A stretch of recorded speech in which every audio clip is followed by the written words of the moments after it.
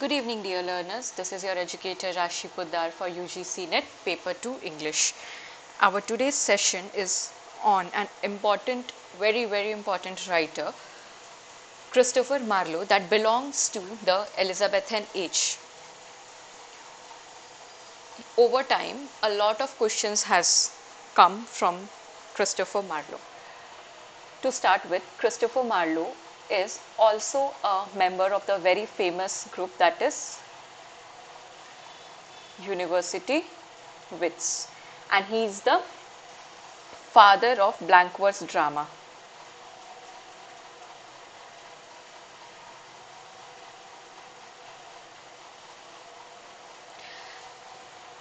वैसे ही ये राइटर काफ़ी इम्पॉर्टेंट है, but if you see that he belongs to a very important group university Wits, so उस perspective से भी ये काफ़ी ज़्यादा इम्पॉर्टेंट आपके लिए बनते हैं. Now to start with, he was born on 1564. Birth of date क्यों याद रखना इंपॉर्टेंट है? क्योंकि एक तो ये बहुत ही मेजर इंपॉर्टेंट राइटर है, अपार्ट फ्रॉम दैट इनको क्रोनोलॉजी में आपको दिया जा सकता है. And he was educated at Cambridge and a brilliant Elizabethan playwright. ये Elizabethan एज से बिलोंग करते हैं.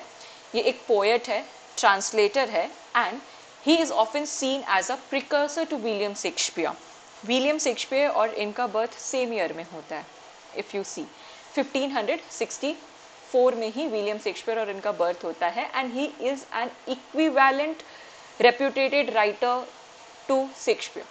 शेक्सपियर के जितना ही फाइन वर्क्स ये प्रोड्यूस करते थे, और इनका करियर जो है वो बहुत ही छोटा करियर था. At the age of 29 he died. Mysterious death हुआ था इनका. It is not so important point, but what is important that कि इस राइटर को पढ़ना किस तरह से है. आपको इनके मेजर प्लेज को पढ़ना है, लाइक dr.faustus. ये प्ले आपका पढ़ा हुआ होना चाहिए. Apart from that, the Jew of Malta, ये सारे प्लेस जो हैं इनके, Dido the queen of Carthage, Tamburlaine the great, the Jew of Malta, ये सारे प्लेस इनके पढ़े हुए होने चाहिए. आगे के स्लाइड्स में हम लोग इनके बारे में देखते हैं. He revolutionised English drama by introducing blank verse. ये PYQ है, ये आपका नेट में पहले भी ये क्वेश्चन पूछा हुआ है. Who is known as the father of blank verse drama? It is Christopher Marlowe. इनके प्लेज में आपको कैरेक्टर्स का साइकोलॉजिकल कॉम्प्लेक्सिटी एक्सप्लोर देखने को मिलेगा. इनके जो कैरेक्टर्स है वो बहुत ही ज़्यादा कॉम्प्लेक्स कैरेक्टर्स बनाए गए हैं बेस्ड ऑन देयर साइकोलॉजी, कि वो उनका साइकोलॉजी कैसे वर्क कर रहा है. फॉर एग्जाम्पल, डॉक्टर फॉस्टस में जो हमारे प्रोटेगोनिस्ट है फॉस्टस, वो डार्क पावर के टूवर्ड्स इतने ज़्यादा अट्रैक्टेड थे, the character was so attracted towards the dark power, कि वो उनका साइकोलॉजी एक्सप्लोर करना, he sold his soul to the devil for 24 years. तो आप समझ रहे हो कि कितना डार्क ह्यूमर है इसमें. तो इसीलिए साइकोलॉजिकल कॉम्प्लेक्सिटी देखने को मिलता है. And larger than life tragic figures. इस तरह के फिगर्स आपको जनरल लाइफ में नहीं मिलेंगे, क्योंकि ये बहुत ही ज़्यादा केओटिक फिगर्स है. What are the contributions of Marlowe in literature? The first is that he was a pioneer of English blank verse. We have already seen that. He used to write, what is blank verse? It is unrhymed iambic pentameter. He created the first true English tragic heroes driven by ambition. Now, understand this point. It is not that he has created the first English tragic heroes, but he has created ambitious tragic heroes who are full of ambition, desire, internal conflict. तभी इनके psychological complexity को हमें देखने को मिलता है. Marlowe brought philosophical and existential depth to the stage before Shakespeare fully emerged, and he popularized the term the Renaissance man.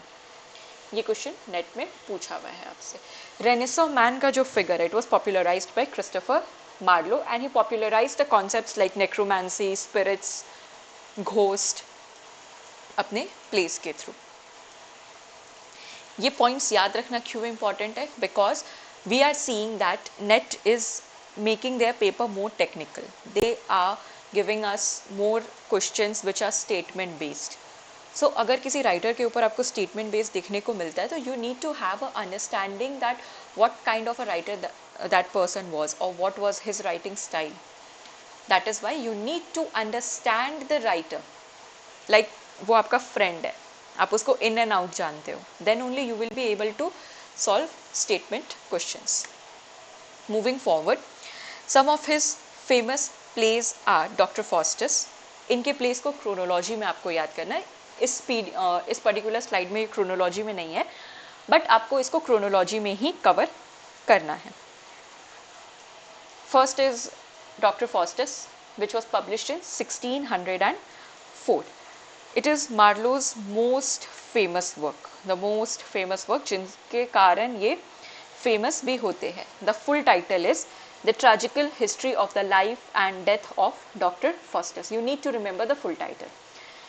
इसमें एक scholar है named Dr. Faustus who sell his soul to the devil for knowledge and power. Knowledge and power के लिए उसने अपने soul को devil को बेच दिया है, सेल कर दिया है. And the play explores ambition, damnation and regret. It is a play written in blank verse.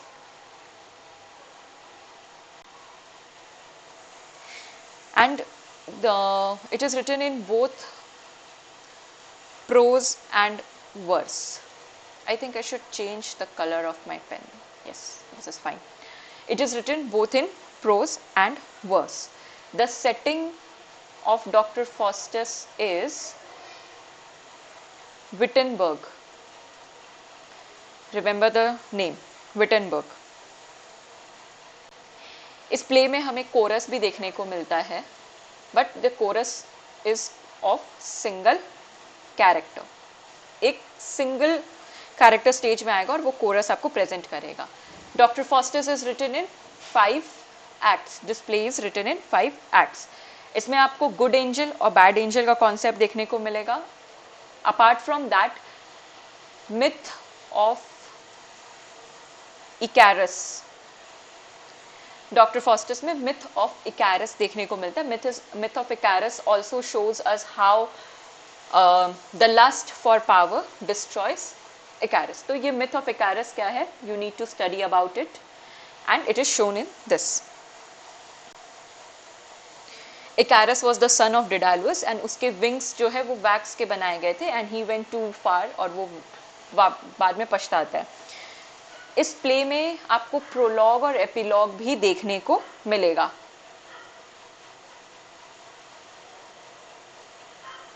ये सारे पॉइंट्स आपके लिए इंपॉर्टेंट है, यही सब पॉइंट से क्वेश्चंस बनते हैं नेट में. इसमें एक कैरेक्टर है Mephistopheles. Mephistopheles is the demon that Faustus conjures up. Lucifer का भी कैरेक्टर देखने को मिलेगा. And an old man comes at the end and ask Faustus to repent. Even God का फिगर भी इसमें दिखेगा. व्हेन द गॉड विल बार बार उसको फॉस्टस को आके बोलेंगे there is still time, there is still time. आप मना कर सकते हो, बट वो नहीं सुनता है. इसके 2 सर्वेंट भी रहते हैं. वैगनर नाम है एक सर्वेंट का. अपार्ट फ्रॉम दैट इसमें ब्लेड्स, कॉर्नेलिस जैसे कैरेक्टर्स मिलेंगे. You need to read this play line by line. Summary नहीं करना है, line by line you need to read this play, because most of the graduation के PG के syllabus में it is already there.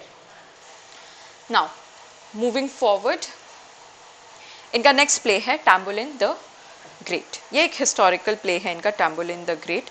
और ये वाला प्ले आपका समरी बेस्ड प्रिपेयर होना चाहिए. आई वोंट सजेस्ट कि आप इसको लाइन बाय लाइन पढ़ो, बट ये समरी बेस्ड आपका होना चाहिए. इसमें तैमूर द लेम का कैरेक्टर देखने को मिलता है, and it was performed in 1587. It is the first play by Marlowe. You need to remember this point.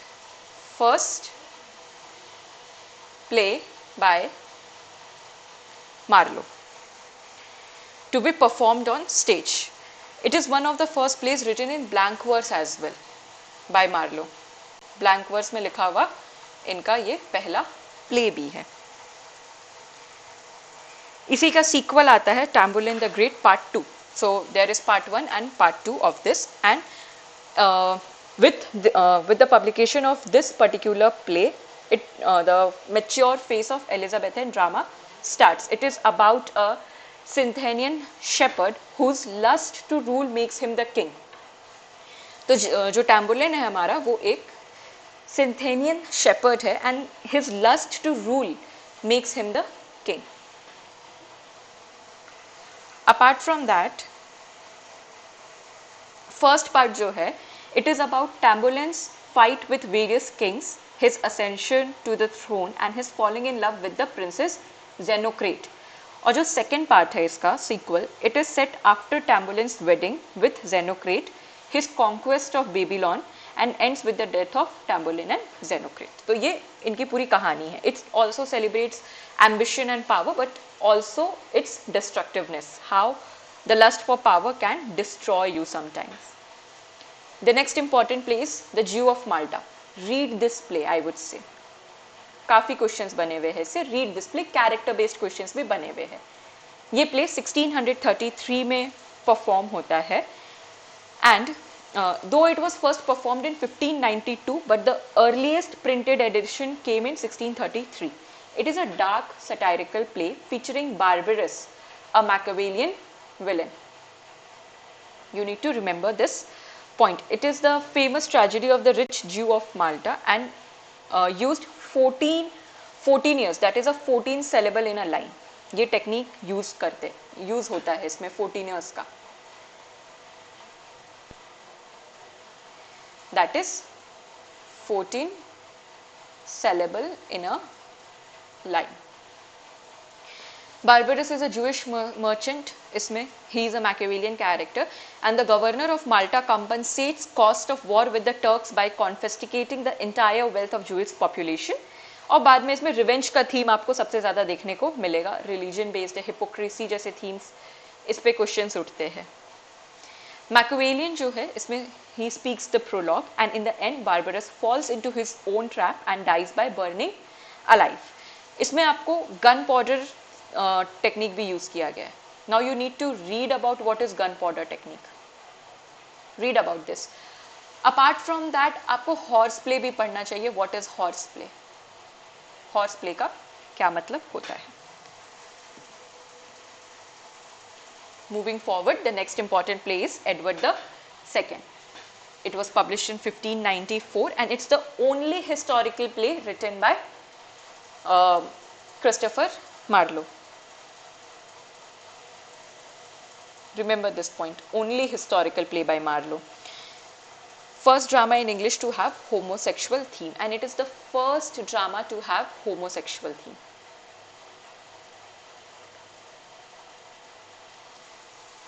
It inspires the creation of Shakespeare's Richard II.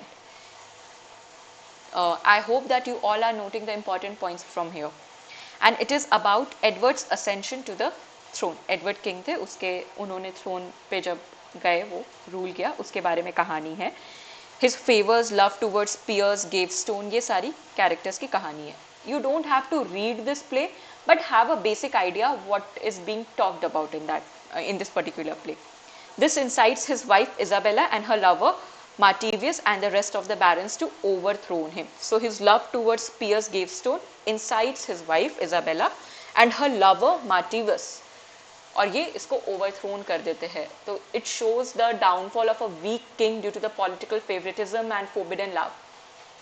इसीलिए इसमें होमोइरियोटिक अंडरटोन्स भी यूज किए गए हैं. The next important play is Dido queen of Carthage. Now इसका आपको थोड़ा in depth summary cover करना पड़ेगा. काफ़ी क्वेश्चंस इससे बने हैं, इन डेप्थ समरी करना है इसका. It was published in 1594 and it is considered to be his first play. Remember it, it is considered to be his first play और इसमें Carthaginian setting है and Dido sees Aeneas in the temple of Juno. So it is a retelling of, it is basically a retelling of the tragic love story from the Virgil's Aeneid, a rare female centered tragedy. ये female centered tragedy है हमारी. तो Dido जो है हमारी queen of Carthage, she sees Aeneas in the temple of Juno and that is the time when she falls in love with Aeneid. इसका source क्या है इस प्ले का? वर्जिल, एनियाड.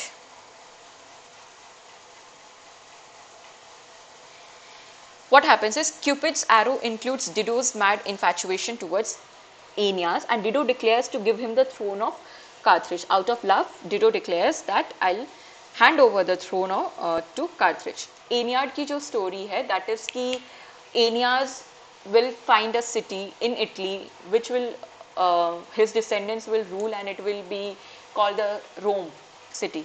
वही वाली कहानी उसके बीच के एक पार्ट है, वो वाली कहानी यहाँ पे कंटिन्यू हो रही है. इंटरवेंशन ऑफ जुपिटर भी आपको इसमें देखने को मिलेगा. Jupiter is the god and he must leave for Italy. So Dido is left in despair. After all she curses Aeneas progeny and throws herself on a burning fire. So overall the story of Dido, that is why it is a female centric tragedy.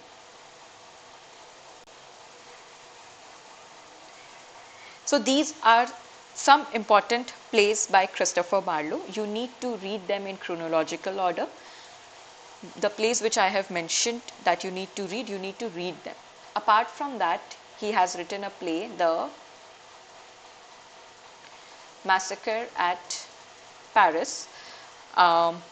The Massacre at Paris, and it is about the Bartholomew's Day massacre which held on 24th August 1572, जिसमें Mars execution हुआ था Protestants का. So it talks about that.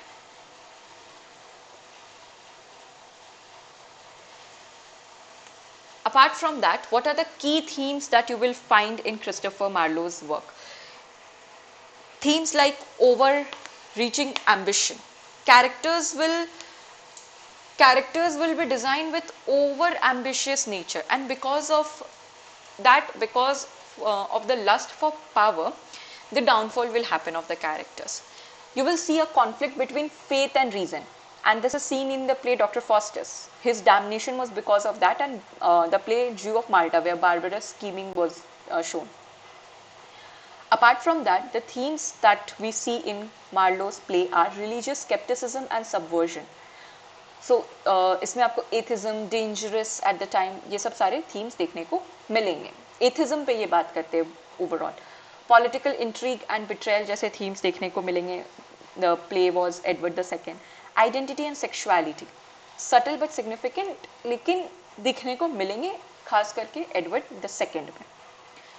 You need to remember the themes, कि किस हिसाब से इनके plays में थीम्स देखने को मिलते हैं. अगर इनके स्टाइल और इनोवेशन की बात करें तो he used to write in mighty lines, that is blank verse, and blank verse is known for its grandeur and rhythm, which was later mastered by William Shakespeare but started by Christopher Marlowe. His plays are rich poetic imagery. Rich poetry imagery is combined with intense dramatic actions, and that is why his plays were so famous. That is the reason. His characters are driven by internal motives and not just the plot. This means that इनके जो characters है उनका अपना motive होता था life में, and they want to achieve that motive. So characters से plot इनका डेवलप हो रहा है, ना कि प्लॉट से कैरेक्टर्स डेवलप हो रहा है. This was something different, unique about the plays of Christopher Marlowe.